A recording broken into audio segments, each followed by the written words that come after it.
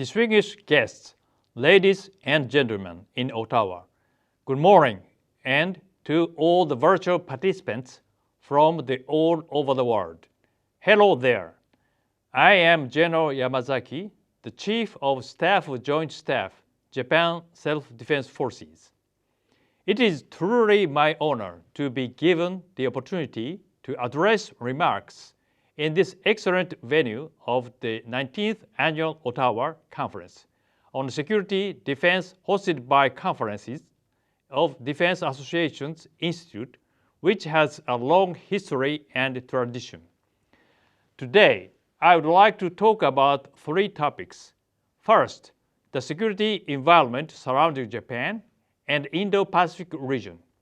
The second, diplomatic and security policy of the Kishida administration. Third, Japan's future security initiatives. Firstly, I'd like to outline the security environment surrounding Japan and Indo-Pacific region. Major military powers have concentrated in the area around Japan, and there is a tendency to further build up military capabilities and invigorate military activities. Today, I will mainly talk about China, which has been attempting to change the status quo by force. In addition to its political and economic power, China has gained significant military influence in the international realm.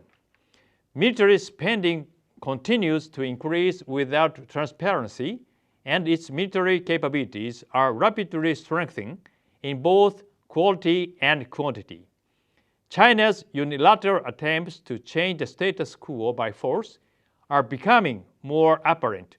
Beyond its borders, China aggressively secures seaports and operational bases abroad, enhances its influence and its AD capabilities by the militarization of the South China Sea, modernizes its military capabilities, increases its activities and influence in the Indo-Pacific region, develops and acquires advanced technologies under the CCP's military-civil fusion strategy. Especially in recent years, in the vicinity of the Senkaku Islands, the inherent territory of Japan, China Coast Guard vessels have been spotted almost on a daily basis in a continuous zone and have repeatedly intruded Japanese territorial waters. In addition, the situation has become increasingly serious, as seen in a case China Coast Guard ships intruded Japanese territorial waters and pursued a Japanese fishing boat that was operating in the area. In February last year, the China Coast Guard law came into force, which has some problems, including use of weapons, inconsistent with international laws. We are also paying close attention to the Hong Kong and Taiwan. China has passed national security law to control Hong Kong and invigorated its military activities in the air and waters surrounding Taiwan as well. Last year, we confirmed its military cooperation with Russia, such as Chinese and Russian naval vessels circumnavigated Japan as a joint patrol. Against these Chinese actions, it is necessary to continue to respond calmly and resolutely to China. But at the same time, we must say what needs to be said. It is also necessary to closely work with concerned countries to collectively approach China to improve its transparency of defense policies and military capabilities, as well as compliance with international codes of conduct. Japan will firmly defend our territorial land, waters, and airspace, including the Senkaku Islands, as well as a free and open international order with the Japan-US alliance as its cornerstone. I would strongly like to build our shared understanding that the defense of Senkaku Island is not only the security of Japan, but also it is the front line of protecting the rules-based international order. Besides China, when we look at North Korea, 10 years have already passed since Kim Jong-un regime started. Despite the United Nations sanctions, North Korea continues its program to develop nuclear weapons and ballistic missiles. China and Russia even suggest easing sanctions in their discourse. North Korea also continues to evade the United Nations sanctions by ship-to-ship transfers. As a result, it has become difficult for the United Nations to implement effective measures. Japan recognizes that Australia, France, Germany, New Zealand, the United States, the United Kingdom, and Canada have been proactively deploying their assets and committed to implementing countermeasures against such ship-to-ship transfers. It is absolutely encouraging for Japan as a country directly confronting a grave threat posed by North Korea. In close coordination with the like-minded countries, Japan would like to take resolute action to increase the effectiveness of the United Nations Security Council resolutions. Russia has implemented full-scale military reform since 1997 by presenting the three pillars of reform: downsizing, modernization, and professionalization. That the Russian armed forces in the Far East still possesses substantial capacity of military forces, including nuclear capabilities. We are closely paying attention to the strengthening of Russia's coastal defense systems throughout Japan's northern territories and Kuril Islands, and an indication to realize its bastion strategy. The Russian armed forces activities are becoming more intensified, and the latest equipment is being deployed in the Far East. There are also moves to strengthen the defense of Arctic as well.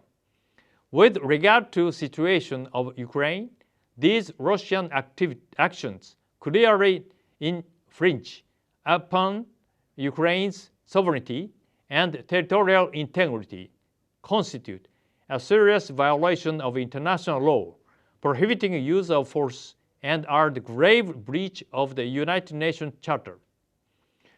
Any unilateral change of the status quo by force is totally unacceptable. This is an extremely serious situation that shakes the foundation of international order, not only in Europe, but also in Asia. Japan condemns the actions in the strongest terms. In recent years, security challenges that are difficult for a single country to deal with have also become radicalized and accelerated. We will strive to resolve global challenges through multilateral cooperation, utilizing various frameworks such as ensuring the stable use of the new domains and safety of maritime traffic, responding to the proliferation of weapons of mass destruction and international terrorism. Next, I will talk about the diplomatic and security policy of Kishida administration. Prime Minister Kishida served as foreign minister from 2012 to 2017. During his tenure, he strongly advanced a free and open Indo-Pacific vision. Prime Minister Kishida has stated his three determinations for diplomacy and security, while firmly raising the flag of ideals for the future and looking squarely at the actual situation to pursue realism diplomacy for a new era. First, the emphasis to defend the universal values of freedom, democracy, human rights, and the rule of law. Second, the implementation to proactively address global issues including climate changes and coverage of universal health. Third, the efforts to resolutely protect the lives and the livelihood of people. Especially for the implementing the third pillar, we will spend roughly a year drawing up a new National Security Strategy, or NSS. Finally, I'd like to talk about Japan's future security initiatives. Japan's security forces are working to create a desirable security environment and to build up a posture to deter and respond to threats. In order to achieve three goals, we'll work on three approaches. First, fundamental build-up of Japan's defense capacity and capabilities. Second, strengthening of Japan-US alliance. And third, efforts to realize a free and open Indo-Pacific. I will introduce these 3 points and give an overview of our future defense cooperation. First of all, the fundamental build-up of Japan's defense capacity and capability. As the security environment surrounding Japan becoming increasingly severe and uncertain at a much faster pace, Japan will strengthen its own defense system and build truly effective deterrence and response capabilities. Through the process of formulating a new NSS, we will realistically examine all options to fundamentally strengthen the defense capacity and capability, including possessing what is called enemy-based attack capability, without excluding any possibilities based on our awareness of the issue, whether our defense posture, including BMD system, is being fully built and prepared for defending the lives and assets of our nationals against all the possible threats. The purpose of this discussion is to strengthen Japan's own deterrence and response capabilities. So, it is not aiming to intimidate other countries. I said without excluding any possibilities, but obviously nuclear weapons and preemptive attack are not in our mind at all. I would like to emphasize that we are just examining what is necessary for the self-defense of our country. Next, I will describe measures to strengthen Japan-US alliance. The Japan-US alliance has a history of more than 60 years and has remained as the cornerstone of the regional peace and stability.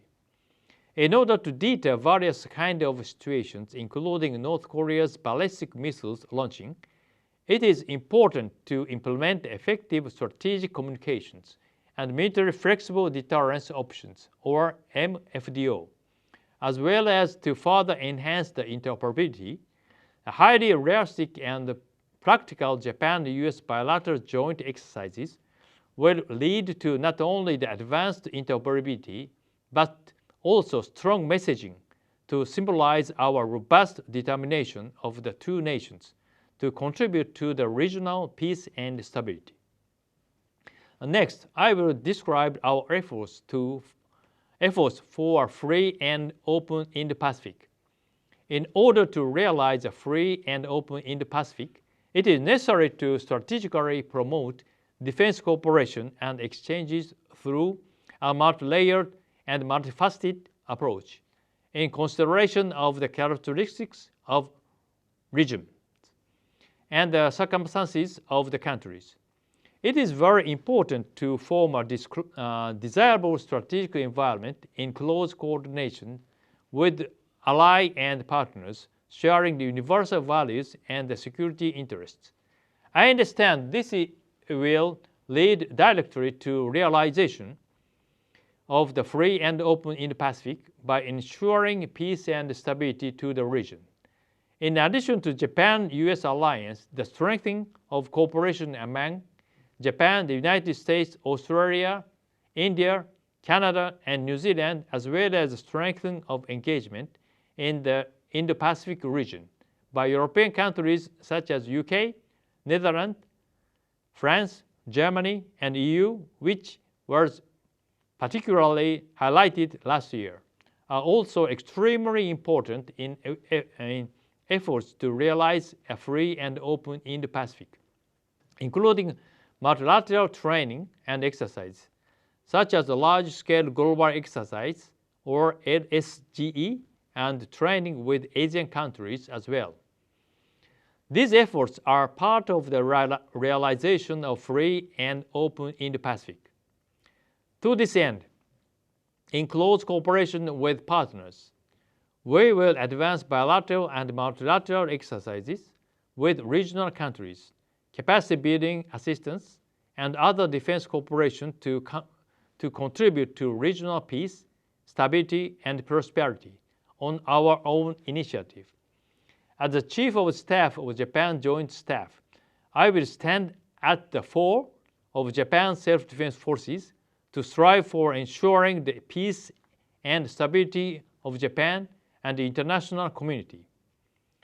I would like to deepen our cooperation not only through bilateral, also the various kinds of frameworks. Again, thank you for this outstanding opportunity. As I have discussed so far, today, security challenges that are difficult for a single country to deal with are becoming apparent, such as unilateral attempts to change the status quo by force in the South China Sea. In closing, I would like to highlight that in the Ministry of Defense Japan and JSDF will strategically advance multi-layered and multifaceted security cooperation with the ally and the partners through key leader engagement, joint exercises, and capacity building approach to realize a free and open Indo-Pacific. Thank you very much.